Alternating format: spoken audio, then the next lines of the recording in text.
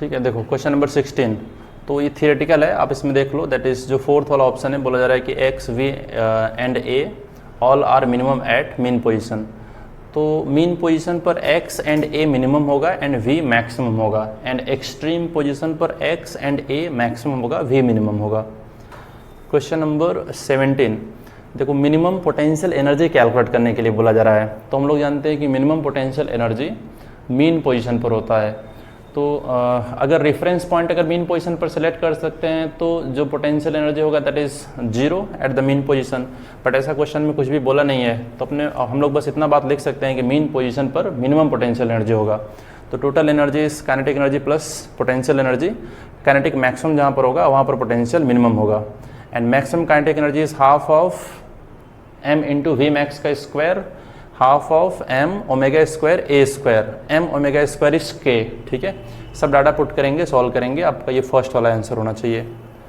Question number 18, इसमें जो piston है ये मूव कर रहा है, ये जो स्ट्रोक है दैट इज ऑफ 20 सेंटीमीटर, मतलब ये चला होगा 20 सेंटीमीटर जा करके वापस रुकेगा। इसका मतलब कि ये एक्सट्रीम हो गया एंड ये एक्सट्रीम हो गया, तो ये टोटल चल रहा है 20 सेंटीमीटर। तो that is 2a is 20 centimetre, a का वैल्यू इज 10 सेंटीमीटर। तो F maximum is mass into maximum acceleration, maximum acceleration is a into omega square, इसमें सब डाटा पुट कर देंगे।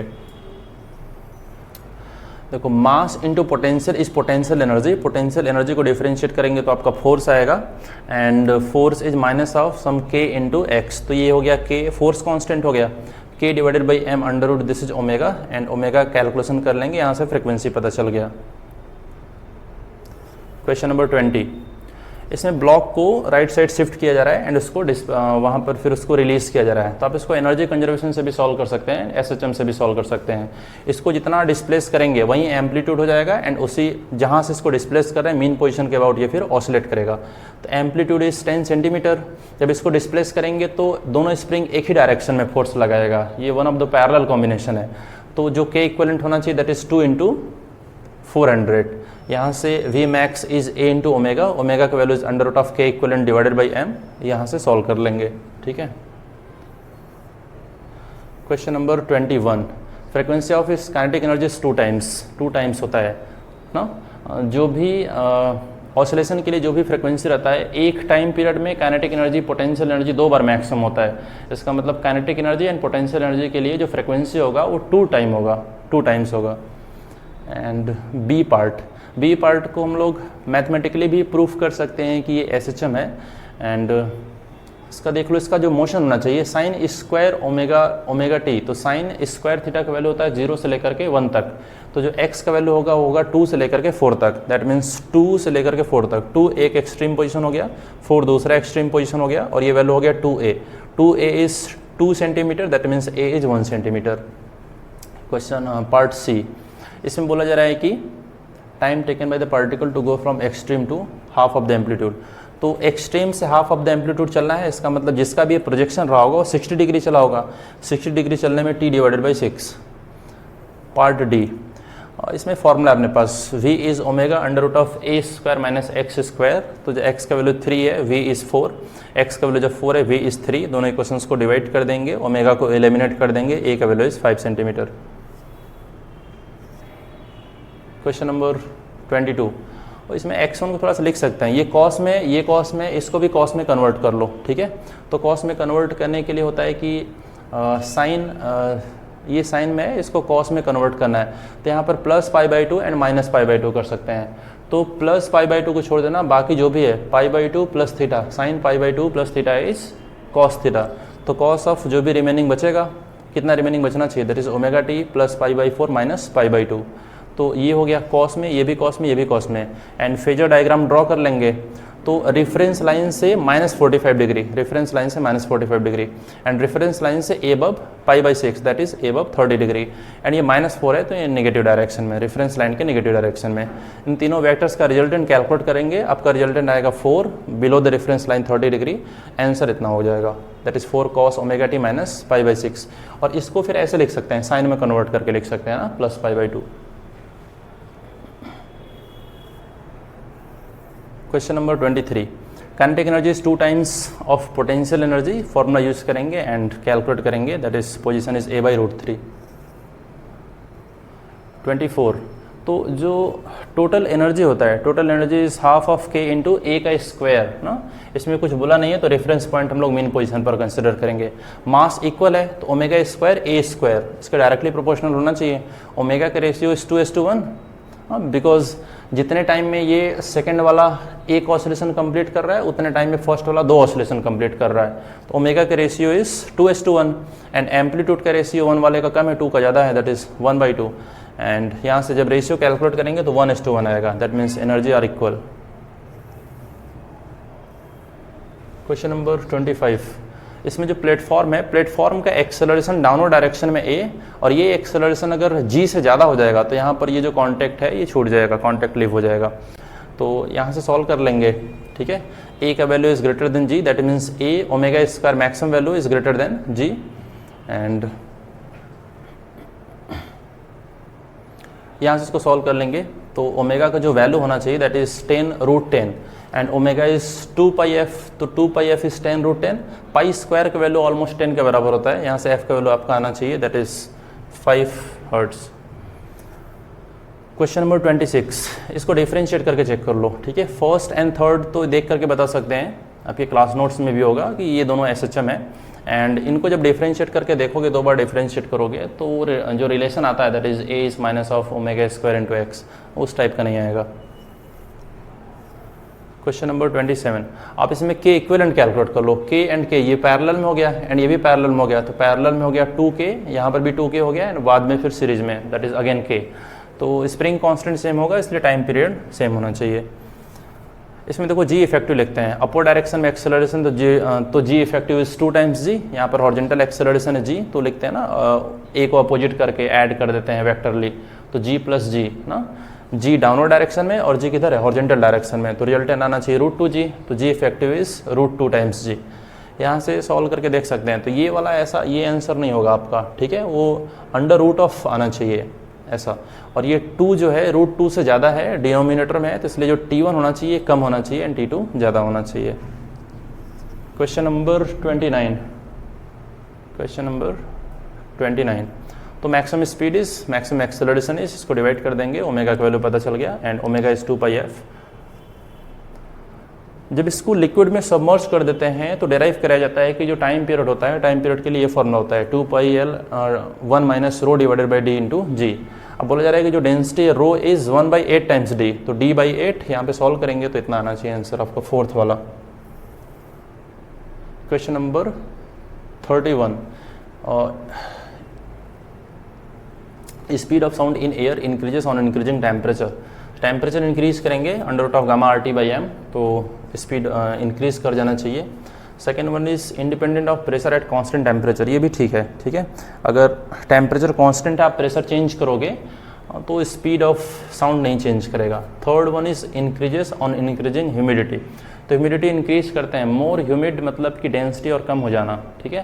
ज़्यादा मॉइस्चराइज अगर ज़्यादा होगा, मॉइस्चराइजर अगर जो भी एयर है अगर उसमें मॉइस्चर ज़्यादा है दैट मीन्स उसका जो डेंसिटी होगा एयर का डेंसिटी कम हो जाएगा। तो डेंसिटी कम होगा, constant pressure √P divided by rho, तो जो स्पीड होना चाहिए वो इंक्रीज करना चाहिए। Increases on increasing density of the medium at constant pressure, तो प्रेशर अगर कांस्टेंट है और डेंसिटी अगर इंक्रीज करेंगे तो स्पीड डिक्रीज करेगा। इनकरेक्ट पूछा है तो आपका फोर्थ वाला हो गया, ठीक है। डेंसिटी अगर इंक्रीज कर रहे हैं तो जो स्पीड होगा वो डिक्रीज करना चाहिए।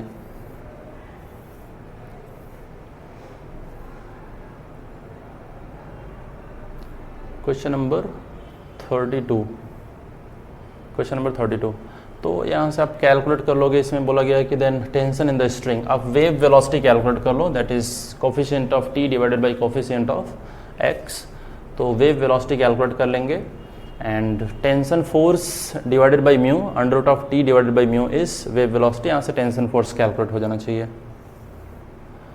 क्वेश्चन नंबर 33, इनके जो फंडामेंटल्स का जो रेशियो है दैट इज 1:4:3, और जो फंडामेंटल होता है वो लेंथ के इनवर्सली प्रोपोर्शनल होता है, ठीक है। तो जो लेंथ होना चाहिए दैट इज सपोज करो इसका लेंथ इज L0, इसका लेंथ इज L0/4, इसका लेंथ इज L0/3, और जब इसका फंडामेंटल फ्रिक्वेंसी लिखोगे तो ये सब ऊपर चला जाना चाहिए, 4 1 इधर चला जाएगा, 4 चला जाएगा, 3 चला जाएगा, तो रेशियो हो जाना चाहिए।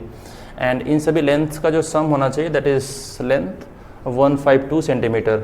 तो एल नॉट का वैल्यू इतना रहा 96 centimetre, L not by 4 is 24 centimetre. तो ये हो गया ए का पोजीशन हो गया 96 सेंटीमीटर एंड बी का position is further 24 centimetre add कर देंगे, तो आपका ये सेकेंड वाला ऑप्शन हो गया। क्वेश्चन नंबर 34,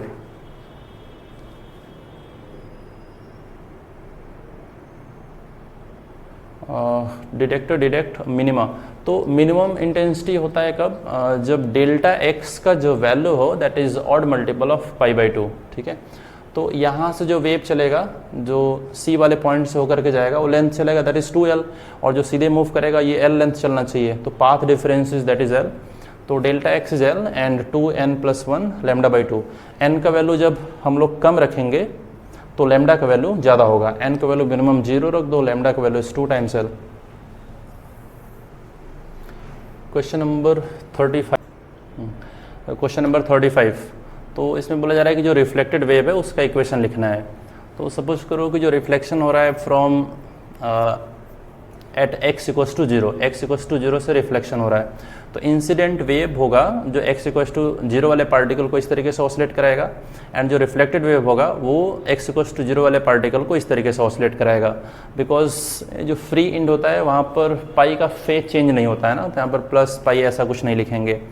तो ये हो गया displacement of particle at x equals to 0 due to reflected wave.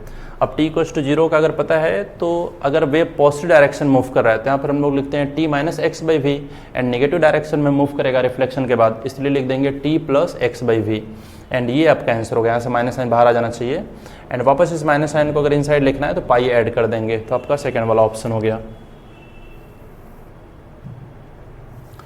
Question number 36, तो इसमें क्रॉस चेक करना है, ठीक है, कौन सा ऑप्शन ऐसा होना चाहिए, कौन सा वेव होना चाहिए जिसको इसमें ऐड करें। तो स्टैंडिंग वेव का फॉर्मेशन हो with node at x equals to 0, x equals to 0 पर नोड होना है, नोड मतलब कि डिस्प्लेसमेंट परमानेंटली 0 होना चाहिए, तो जरूर जो एम्पलीट्यूड होना चाहिए उसमें साइन के x टाइप का बनना चाहिए, ताकि आप x इक्वल्स टू 0 पुट करो तो परमानेंटली 0 आए, ठीक है। और जो थर्ड वाला ऑप्शन है ये तो कभी स्टैंडिंग वेव इसके साथ बनाएगा ही नहीं, बिकॉज दोनों एक ही डायरेक्शन मूव कर रहे हैं, स्टैंडिंग वेव के लिए अपोजिट डायरेक्शन में मूव करना होता है। क्वेश्चन नंबर 37, ये फॉर्मूला है, आप इसको सॉल्व कर लोगे। 38 रेजोनेंस ट्यूब, तो इसमें 2 times L2 minus L1 is this is lambda, lambda into frequency is wave velocity. Question number 39, तो सपोज करो जो P है इसका फ्रिक्वेंसी इतना हो गया एंड Q का फ्रिक्वेंसी इनमें से कोई एक हो सकता है, और जब जो P वाला फॉर्क है इस पर जो वैक्सिंग कर दिया जा रहा है तो बोला जा रहा है कि जो बीट है दैट इज बिकम्स 7, तो अगर इस पर वैक्स करें जरूर इसका फ्रिक्वेंसी डिक्रीज करेगा, तो अगर इसका फ्रिक्वेंसी डिक्रीज करेगा और अगर आपका ये आंसर हुआ 395, तो फ्रिक्वेंसी जो बीट फ्रिक्वेंसी होगा वो घट जाएगा, बट बीट फ्रिक्वेंसी इंक्रीज करना है, that means answer is 405। Question number 40 में देख लो यहाँ पर, दैट इज k का वैल्यू इज π/5, k का value is π/5 and k is 2π/λ, तो लैम्डा का वैल्यू पता चल गया। Separation between two consecutive antinode के बीच में डिस्टेंस होता है that is λ/2, and consecutive nodes के बीच में डिस्टेंस होता है λ/2, नोड एंड एंटी नोड के बीच में डिस्टेंस होता है दैट इज λ/4, तो ये आपका आंसर हो गया। क्वेश्चन नंबर 41, तो ओपन ऑर्गन पाइप, पहले जो ऑर्गन पाइप है वो दोनों इंड्स पर ओपन है, तो fundamental frequency is 1/2L √T/μ। अब उसमें उसको जो हाफ है उसको इमर्ज कर दिए इन द वाटर, तो अब लेंथ बिकम्स L/2, एंड जो ट्यूब बनेगा that is closed organ pipe ना, एक एंड पर क्लोज्ड हो गया, एंड फिफ्थ ओवरटोन का मतलब हो गया आपका 11th harmonic, 11 - 1 10 divided by 2 that is 5, तो फिफ्थ ओवरटोन, तो 11th हार्मोनिक, तो 11 इंटू जो भी फंडामेंटल फ्रिक्वेंसी होना चाहिए of the closed organ pipe, तो 1/4L, बिकॉज 1/4 होता है ओपन ऑर्गन पाइप के लिए, तो 1/4, और जो लेंथ हो गया दैट इज L/2, ये 2 से 2 कैंसिल होना चाहिए, दिस इज अगेन F, तो 11 टाइम्स F, ये आपका आंसर हो गया। क्वेश्चन नंबर 42, इसमें देख लो जब डिस्टेंस है 4 मीटर, इंटेंसिटी सपोज करो I1 एंड डिस्टेंस जब 2 मीटर है तो intensity is I2। I1 by I2 is distance के स्क्वायर के इनवर्सली प्रोपोर्शनल होता है, that is 2 square by 4 square, that is 1/4।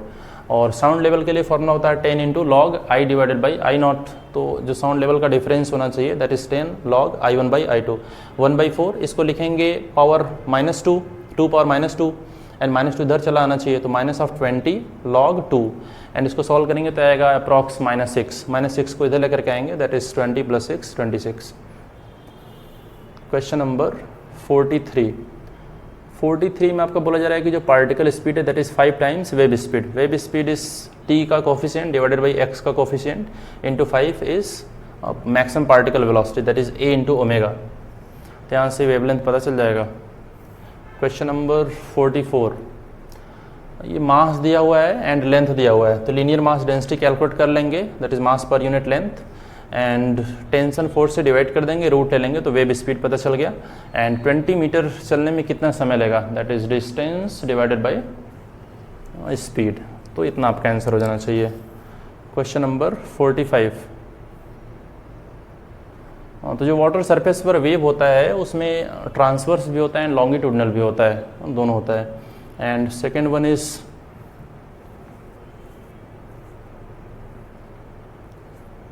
एक सिलेंड्रिकल ट्यूब है, उसमें कुछ लिक्विड वगैरह रखा हुआ है एंड पिस्टन है, उसमें मोशन हो रहा है, ठीक है ना, बैक एंड फोर्थ मोशन हो रहा है, तो ये लॉन्गिट्यूडनल टाइप का होगा, ठीक है। And third one is ultrasonic wave in the air are transverse wave. तो एयर में जो अल्ट्रासोनिक जो वेव होगा दैट इज साउंड वेव, तो ये जो होता है दैट इज लॉन्गिट्यूडनल वेव होता है, ट्रांसवर्स वेव नहीं होता है। और एयर रहे या फिर आइडियल, अगर आइडियल गैसेस वगैरह हैं, एयर है फिर आइडियल लिक्विड है, तो इसमें लॉन्गिट्यूडनल वेव ही होता है एंड जो ट्रांसवर्स वेव होता है उसमें पॉसिबल नहीं होता है बिकॉज मॉडुलस ऑफ रिजिडिटी वगैरह नहीं होता है। So which of the following is incorrect, तो आपका थर्ड वाला इनकरेक्ट हो गया। Fourth one is motion of kink in longitudinal spring. Suppose करो अगर कोई एक स्प्रिंग है और उसके किसी एक एंड को अगर मोशन कराया जा रहा है, अलॉन्ग द स्प्रिंग अगर मोशन कराएंगे तो लॉन्गिट्यूडनल वेव होगा। एंड जो स्प्रिंग है उसका किसी एक एंड को साइड वाइज अगर मोशन कराया जाए तो उसमें भी जो वेव जनरेट होगा दैट इज ट्रांसवर्स वेव, ठीक है। तो इसमें बोला जा रहा है कि combination of longitudinal and transverse, तो ऐसा नहीं है प्योर ट्रांसलेशनल वेव होगा बिकॉज साइड वाइज ऑसिलेशन कराया जा रहा है, ठीक है। तो फोर्थ वाला आपका स्टेटमेंट करेक्ट है, इसलिए आंसर ये नहीं होगा बिकॉज इनकरेक्ट पूछा है। Third one is your answer, ठीक है। Thank you.